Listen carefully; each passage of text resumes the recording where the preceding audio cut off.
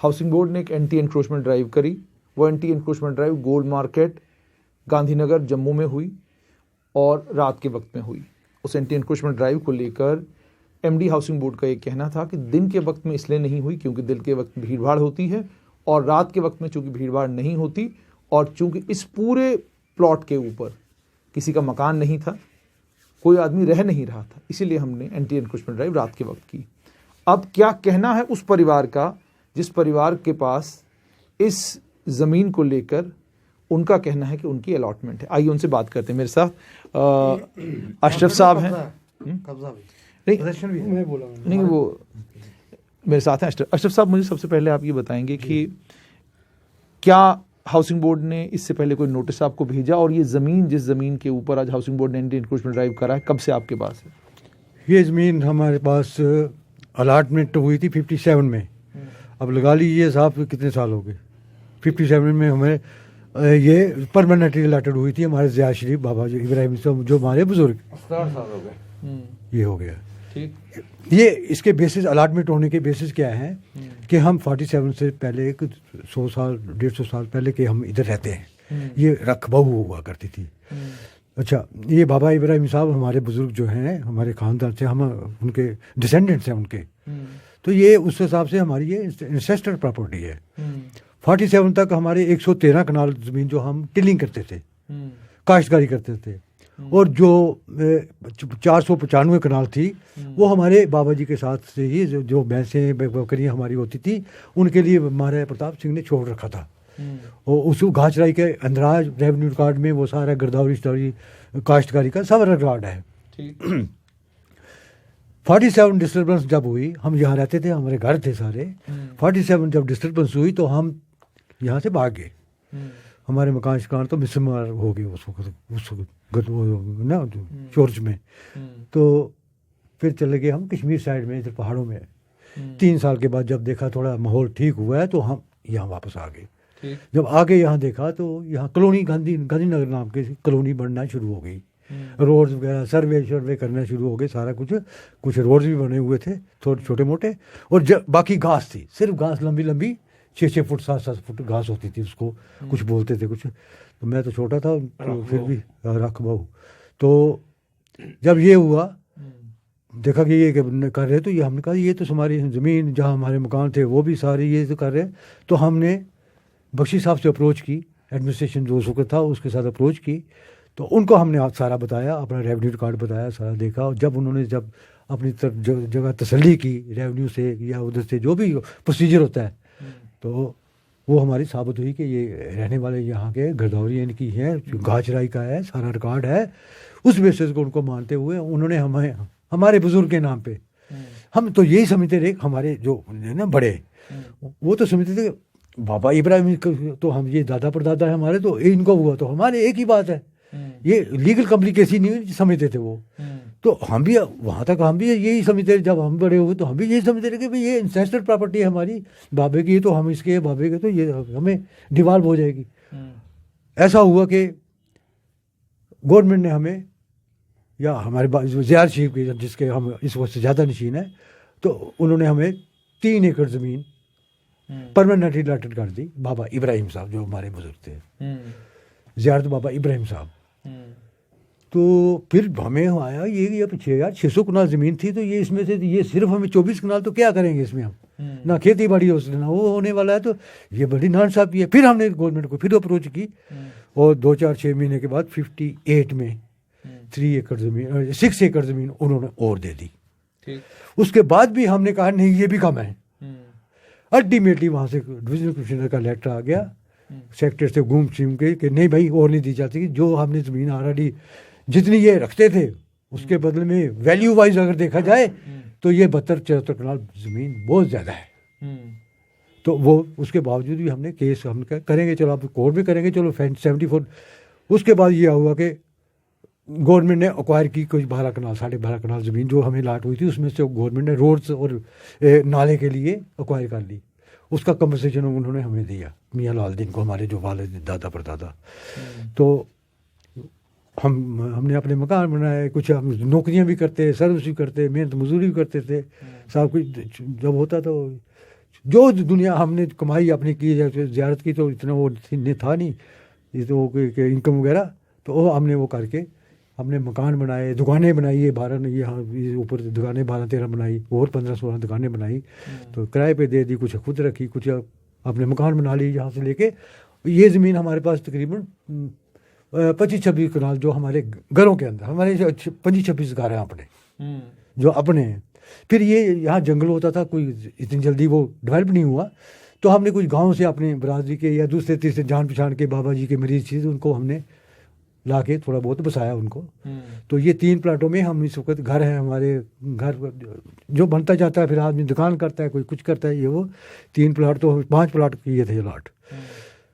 उसके बाद क्या हुआ, अचानक 67 में औकाफ आ गई, ये जी ये ज़ियारत को लाट है, तो ये तो औकाफ है। हमने कहा यार ज़ियारत हमारी है, बाबा हमारे हैं, हमारे बुजुर्ग हैं, दादा परदादा हैं, तो ये तो एंसेस्ट्रल प्रॉपर्टी है हमारी, तो नहीं जी ये तो उनके नाम पे है, ये तो वक्फ है, ज़ियारत है, आ गया तो ये वक्फ हो गया। फिर हमारा केस चला कोर्ट में, यहाँ लोअर कोर्ट से शुरू हुआ, फिर सेशन जज की कोर्ट में हुआ, फिर हाई कोर्ट में हुआ, निचली कोर्टों से हमारे फेवर में हुआ, इनके केस डिसमिस हो गए। इनका क्लेम इनका ये था कि भाई ये इनको परपेचुअल इंजेक्शन के लिए था, कि ये इनको रोका जाए, ये प्रॉपर्टी को औकाफ के हवाले करके ना ना ना ना ना ना ना ये बेचे ना, कोई कंपनसेशन वगैरह ना इसका ले, और किराया वगैरह कोई ना ले, खुर्द बुर्द ना करे। ये 3-4 चीज़ें थी। ये नहीं कहा कि भाई एलिनेशन सेल होता है, तो ये ना करें। वो केस चलता रहा यहाँ 10-15-20 साल, यहाँ जम्मू में चलता रहा। अल्टीमेटली हाई कोर्ट में चले गए। उस वक्त पॉलिटिक क्या हालात बने क्या नहीं, वो आपको समझते अंडरस्टैंड करते।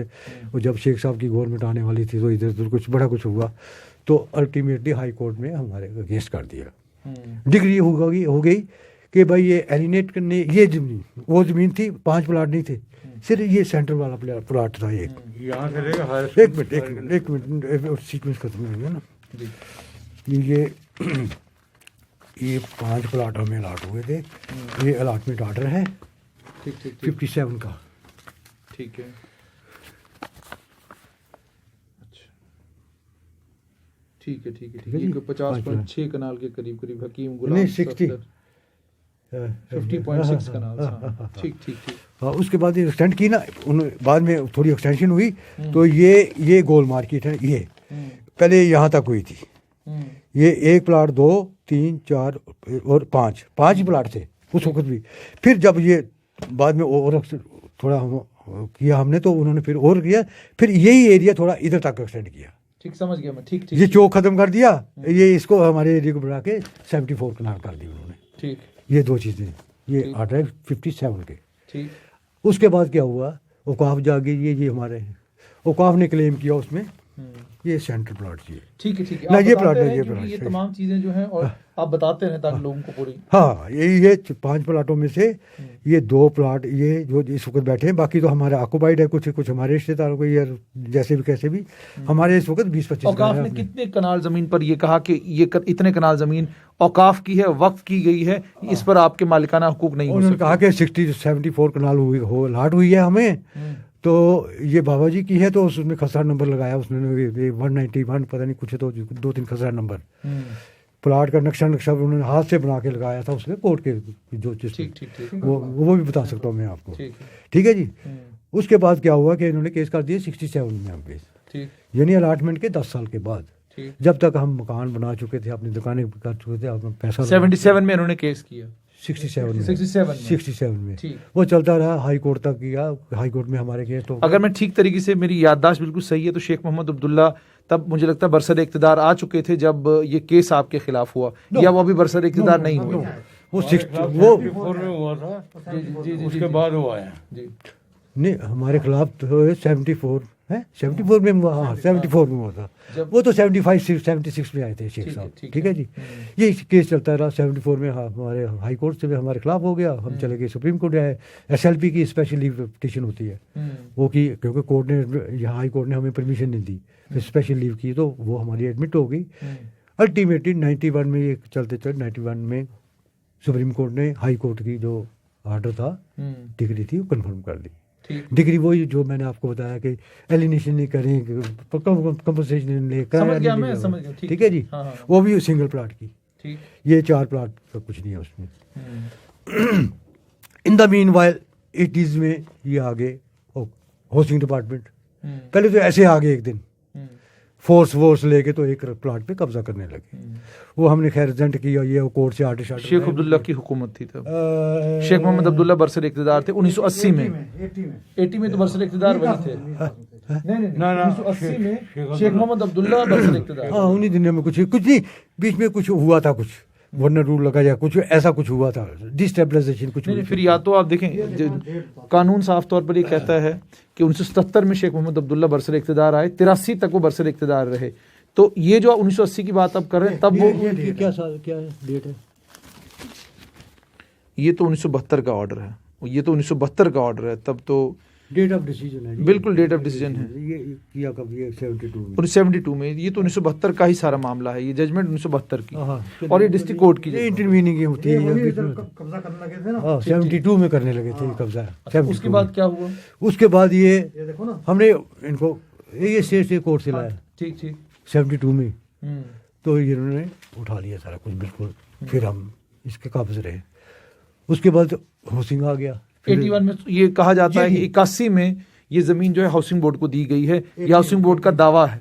हाउसिंग बोर्ड दावा करती है, मगर वो जमीन कोई और है।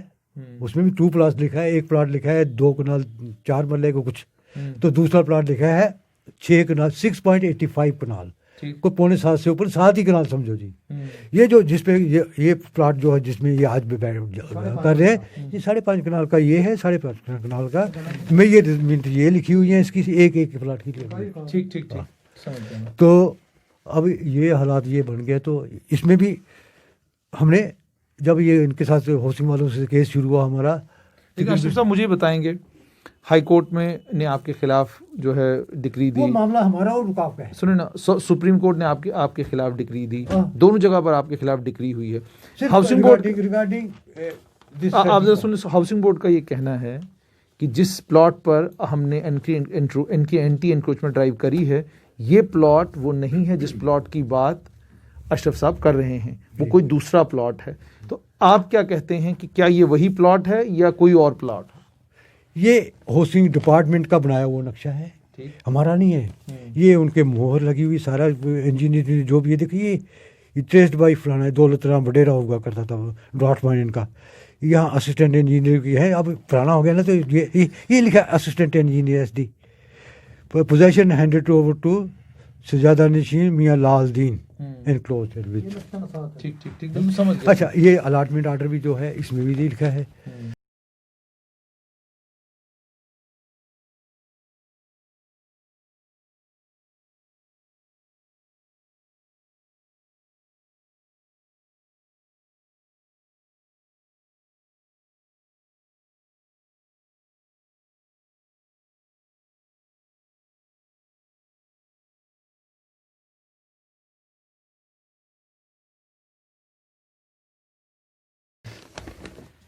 सजादा नशीन मियाँ लाल दीन जिया गांधीनगर जम्मू फॉर इन्फॉर्मेशन।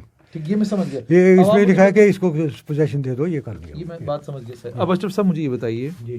कि इससे पहले आपका मामला बना था जो गोल मार्केट में ठीक पहलवान के सामने भी औकाफ की पार्किंग है, जी। उस पार्किंग का जब मामला बना तो मुझे ठीक से याद है उस वक्त की हुकूमत ने बाज़ाब्ता एक कमेटी बनाई थी, और उस कमेटी को ये कहा था, औकाफ के जो मेम्बरान थे उनको ये कहा था कि आप इस ख़ानदान के साथ मिलकर कोई मफाहिमत कीजिए, इन्हें कहिए कि आप जो है गांधीनगर गोल मार्केट वाला प्लॉट ले लें और हाउसिंग बोर्ड वाला प्लॉट आप छोड़ दें। उस वक्त ये कहा जाता है कि आप अड़ गए, आपने कहा जी हमें ये प्लॉट चाहिए ही नहीं। ये आपको सुनने में या उनके कहने में ये फर्क पड़ा है। आपको पता है? जी जी। हाँ। अच्छा, अब वो बातचीत चल रही है आज भी, आज तक भी चल रही है नेगोशिएशन और साइड दी कोर्ट और साइड दी कोर्ट दर्ज है वहाँ के, हम कंसेंट से आपस में कर रहे हैं। और साइड दी कोर्ट सेटलमेंट का वो भी चल रहा है हमारा। हाँ। ऐसा हुआ कि ये एक दिन ये भी फाइन मारने ये भी आ गए, ये प्लाट कब्जा करेंगे हम। इसमें हमारे वो 2-3 दुकानें होती थी, या हम इसमें वो नुमाइश वगैरह लगाते थे, या वो झुग्गियाँ होती थी। तो वहाँ ये होसिंग वाले नहीं औकाफ वाले आ गए, कहने लगे ये हमारी है, तो ये मैं कहा भाई तुम्हारी डिग्री है ये कहाँ से आ गए? नहीं जी ये भी ये सारा उसी में। हमने कहा ये नहीं है उसी में। तो हम चले गए कोर्ट में और इनके केस हमने स्टे ले लिया वहाँ। ठीक। कि वो स्टे भी हमें 91 का कि भाई इसके अलावा इनको डिस्टर्ब ना करें, जो इनकी पोजीशन है हमारी, इस प्लाट के जो डिग्री हुआ है उसके अलावा ये दाएं बाएं जो जहाँ भी कहीं इनकी है उसको डिस्टर्ब मत करें। क्यों हाई कोर्ट ने क्यों दिया इस पे कि जो हाई कोर्ट या सुप्रीम कोर्ट का जो जजमेंट है उसमें ये लिखा था कि भाई ये जो प्लाट ऑफ लैंड 1710/180 है, ये डिग्री हो गया है। तो ये ऐसा बोलते हैं कि ये उसके बाहर बात कर रहे हैं औकाफ, इनको इसके अलावा कोई अगर जमीन है तो ये इंडिपेंडेंट टाइटल अपना साबित करें। ठीक ठीक ठीक। उसी बेस पे हमने कोर्ट में कर दिया केस कि इसके अलावा जो हमारे पास यहाँ मैं आपसे ये उसमें डिस्टर्ब नहीं करेंगे, तो उसमें डिस्टर्ब नहीं करेंगे तो ये हुआ था। अच्छा, अब आपसे मैं समझना चाहूँगा, अगर हम औकाफ का जो वक्फ का पहला कानून था जो अब ख़त्म हो चुका है, अब यहाँ सेंट्रल वक्फ एक्ट जो है वो लागू हो गया है। जो पुराना वक्फ का कानून था उसमें जो सज्जादा नशीन जितने भी लोग थे उनको ज़ियारतों से निकाल दिया गया था, उनका कोई हक नहीं था ज़ियारतों के ऊपर। एक तो मैं जानना चाहूँगा कि उस इंटरवीनिंग पीरियड में आपकी पोजीशन क्या रही, क्योंकि जो मेरी इतलात हैं उसके मुताबिक औकाफ ये कहता है कि जी इस ज़ियारत पे जितना भी रेवेन्यू जो भी इकट्ठा होता है ये यही ख़ानदान लेते हैं, इन्होंने आज तक कभी औकाफ को ये सब कुछ लेने नहीं दिया, जबकि ये हुकूमत की प्रॉपर्टी हो चुकी है। आपका इसके बारे में क्या कहना है? पहली बात है तो ज़ियारत की तो इतनी इनकम है नहीं, चलो हम नहीं कहते बहुत, अगर 10 रुपये भी आए तो हमारे लिए बड़ी दौलत है वो। हम 6 मंथली यहाँ उर्स होता है, बल्कि वहाँ भी हम कंट्रीब्यूशन भाई करके तो करते हैं, लोग पंजाब तक से दूर दूर से दुनिया आती है। वो बिल्कुल बात है, हमारा कंट्रोल है ज़ियारत पर। उसके बाद मस्जिद नहीं, कच्ची मस्जिद हुआ करती थी यहाँ, ये मस्जिद हमने भाइयों ने कंट्रीब्यूशन करके, हम चंदा इस मस्जिद में किसी को नहीं लेने देते, ना लेते हैं ना देने नहीं लिया हमने, ना कहा का कोई कंट्रीब्यूशन है कोई नहीं। 1 साल के अंदर हमने सब कंस्ट्रक्शन की है, जो मेंटेनेंस वगैरह करते हैं, रिकंस्ट्रक्ट किया है ज़ियारत को। अच्छा, टॉम वगैरह जो हमने रिकंस्ट्रक्ट किया अपने खर्चे से किया। अच्छा, मुझे ये भी बताइएगा कि बाहर जो गोल्ड मार्केट में आप औकाफ की पार्किंग जहाँ पर है, उस पार्किंग को भी लेकर ये कहा जा रहा है कि भाई वहाँ पर भी अभी भी वो डिस्प्यूट में है और आप बाकी कंस्ट्रक्शन जो वहाँ पर करने नहीं देते, और वो लोग ये इल्ज़ाम भी लगाते हैं, कहते हैं जी कि आपके परिवार के लोग आकर वहाँ पर उनके साथ जो पार्किंग में जो लड़के हैं उन लड़कों को प्रॉपर्ली पार्किंग का काम भी करने नहीं देते। उसके बारे में आपका क्या कहना है? देखिए, इन्होंने स्टेटस को था कोर्ट से, स्टेटस को के बावजूद इन्होंने यही ऐसे आज कर रहे हैं, ऐसे इन्होंने वहाँ किया और कब्जा कर लिया, फोर्स लाके। हम इसी तरह बैठे थे जैसे आज बैठे हैं यहाँ। हम चले गए कोर्ट में, इनके अगेंस्ट हमने कंटेम्प्ट चल रही है। अभी उसके अगेंस्ट कंटेम्प्ट चल रही है, इसकी कंटेम्प्ट स्टेटस को एंटी का हमने केस किया हुआ। अच्छा, हाँ, ये 2-4 बार इन्होंने कब्जा करने के बाद पार्किंग शुरू करी, पार्किंग के बाद इन्होंने वो वहाँ स्ट्रक्चर खड़ा करने की कोशिश की। हमने जाके पुलिस को लिया, साथ में स्टे आर्डर काफ़ी आर्डर हमारे, उन्होंने आगे बंद करवाया। 2-4 बार इन्होंने कोशिश की, वो बंद। इसलिए आज तक वो कुछ नहीं कर सकते, अदरवाइज इन्होंने यहाँ कंस्ट्रक्शन कर लेनी थी। वो उसमें भी स्टेटस को है, ये भी मानते हैं, हम भी मानते हैं। उस पर प्लाट पे भी स्टेटस को है, वो भी मानते हैं, हम भी मानते हैं। ठीक। अब ये औकाफ को कहते हैं आपका ये प्लाट नहीं है। अब ये जो आज हाउसिंग बोर्ड ने किया है, इसके बाद आपने चूंकि आज मैं देख रहा था आप वहाँ पर खुद मौजूद थे, अब आपने क्या तय किया है कि आगे अब आप क्या करेंगे? लीगल है, जो लीगल कोर्स तो हमें अवेलेबल है, हमारा FIR राज करेंगे। जो है प्लॉट की अपना डिमार्केशन करवाएं, लोकेशन ना मिलती है ना साइड मिलती है, नहीं हमने करना है, उन्होंने करना है, नहीं जो भी है, तो मतलब जो फैक्ट है उस पर आए। उन्होंने जोर जबरदस्ती किया, उन्होंने कुछ नहीं किया, उन्होंने जोर जबरदस्ती की। आपके साथ ये हमारे चल रहे हैं एजेंडे वगैरह ना, मीटिंग है, ये देखो मिनट साहब की मीटिंग, एजेंडा वगैरह सारा, ये प्लाटों के नक्शे नुक्शे पूरा, ये उनकी चिट्ठियां हमें मीटिंग के लिए पूरा हमारा देखो, ये देखो 10 मिनट। डॉक्टर साहब एक चीज़ आप मुझे बताएंगे, मैं ये समझना भी चाहूँगा आपसे, जहाँ तक औकाफ का ताल्लुक है, जहाँ तक वक्फ पूरी एजेंडा मीटिंग में हर आप आ रहे थे सेंट्रल वक्फ एक्ट, जी, उसमें तो राइट है। नहीं, मैं आपको वही कह रहा हूँ कि सेंट्रल वक्फ एक्ट में भी सज्जादा नशीन के पास सिर्फ इतना इख्तियार है कि आप देख रेख कर सकते हैं, जो भी यहाँ पर रकूमात जमा होंगी वो तमाम रकूमात जो है सेंट्रल वक्फ में आपको देनी है, और इस जियारत की देख रेख के बदले में आपको कुछ एक पोर्शन जो है उसमें से वो दिया जा सकता है। वो भी कानून कहता है, वो भी उसमें भी अभी वक्फ बोर्ड जम्मू कश्मीर का बनने वाला बना नहीं है। मैं आपसे समझना चाहता हूँ, वक्फ असल में मुसलमानों की प्रॉपर्टी है और इस पर मुश्तरका तौर पर तमाम मुसलमानों का हक है। क्या आपको नहीं लगता कि वक्फ की जितनी भी प्रॉपर्टीज़ हैं जो आपके पास भी हैं, जिसके लिए आप भी क्लेम करते हैं, इनसे अगर रेवेन्यू जमा होता, यूनिवर्सिटियां बनती, कॉलेज बनते, बाकी तमाम चीज़ें बनती, पूरे अगर जम्मू कश्मीर में हम देखेंगे सब जगह वक्फ का हाल यही है कि मेरे ख़ानदान के लोग अगर वक्फ के ऊपर काबिज हैं वो कहते हैं जी यहाँ कोई आना नहीं चाहिए। तो क्या ये सही अप्रोच है? उसका मेरे पास जवाब ये है, जहाँ तक degree supreme court high court में हुआ सेंट्रल प्लाट, ठीक है जी, इसकी जो भी इनकम है ले ले, हमें कोई इतराज़ नहीं है, जो भी है, मगर जहाँ हमारे घर बने हुए हैं, ये बतख नाग ज़मीन बनाई इन्होंने, यहाँ से लेके वो स्कूल इंक्लूडिंग स्कूल वगैरह, इन्होंने कहा ये हमारी बतख नाग है सब कुछ। हाँ, वो आपने PNT वो पोस्ट ऑफिस या आगे कुछ क्या है स्पोर्ट्स वालों का है, फिर ग्राउंड है, दशहरा ग्राउंड बना लिया आजकल, उसके बाद स्कूल है। इन्होंने कहा कि ये हमारा 61 कनाल पूरा होता है। अच्छा, ठीक है, उसके डिग्री के हिसाब से हम कहते ले लो, जो PNT के पास है वो PNT से ले लो, एजुकेशन के पास ले लो आप। हमारे पास तो टोटल हमारे घरों में के 15, 16, 18 कनाल ज़मीन है घरों में, हमारे पास 20-25 घर हैं, हम कनाल ज़मीन भी नहीं है हमारे पास। ठीक, तो भाई इसको तो छोड़ो, बाकी जो हमारे किराएदार हैं दूसरे तीसरे जिन्होंने ऐसे खोखे बनाए हैं, कुछ किए, ये किया, भाटिया सन है, दूसरे तीसरे है ना, जोगल सन है, तो इन लोगों से आप कर लो जो रूल कहता है। अफसर से ले रहे हैं, अफसर हमने कोई इतराज नहीं किया भाई, मगर विद इन डिग्री। अब वो कहेंगे दाएं वाले प्लाट भी, बाएं वाला भी हो, ऊपर वाले दो भी, ये तो डिग्री से बाहर है। ठीक, ये हमारा बस इतने सब सवाल है। अच्छा, तो क्या औकाफ ने आपको आपके मकानों के लिए भी ये कहा कि आपके मकान भी जो है वो भी औकाफ की प्रॉपर्टी है? कहेंगे कल, हो सकता है ये भी कहे, नहीं कहते किराया लगाएंगे भाई, हम मतवली है, यहाँ से ज़्यादा नहीं चाहिए, खानदानी है, रजिस्टर्ड प्रॉपर्टी है, हमारे बुजुर्ग हमारी लाइनेज में आते हैं। तो ये क्या हुआ, जब गांधीनगर कॉलोनी बनी थी उस वक्त 500 रुपया 300 रुपया तनख्वाह होती थी एक मुलाजिम की, उनको 10-10 मरले जगह दी, और टोकन मनी उनका 50 रुपये में या 200 रुपये में एक प्लाट दिया 10 मरले का। ठीक है जी, तो वो भी किस्तों में दिया, कईयों ने दिया आज तक, कईयों ने वो भी नहीं दिया। तो वो आपने दिया, वो भी आपको नहीं मिला क्या जी? जो आप कह रहे हैं कि जो पैसा दिया गया वो प्लॉट दिए किसने? आपने दिए, हुकूमत ने दिए? जो कॉलोनी बनी, अच्छा, जो कॉलोनी बनी, जनरल कॉलोनी जो बनी है यहाँ गांधीनगर में आसपास, जो हमारी 70 कनाल छोड़ के बाकी दूसरे क्वार्टर भी है ना, दूसरे क्वार्टर 500 रुपये में, 500 रुपये में 10 और मकान बनाने के लिए पैसा दिया उन्होंने। अब औकाफ जो है ना, ये देखिए ना, ये देखिए हमेशा उसी जगह जाता है जहाँ प्रॉपर्टी है, बाकी इतनी जाते वहाँ क्यों नहीं जाते? नहीं, एक गवर्नमेंट एक क्वार्टर है, इसके साथ हमें ये 500 रुपये एक का, और किस्तों में 10 रुपये महीना के साल का, और मकान बनाने के लिए पैसे दिए गवर्नमेंट ने, बख्शी साहब ने पैसे दिए। तो हम उधर हमें कहते हैं मार्केट रेट लगा लो आज का, तो किराया दे दो।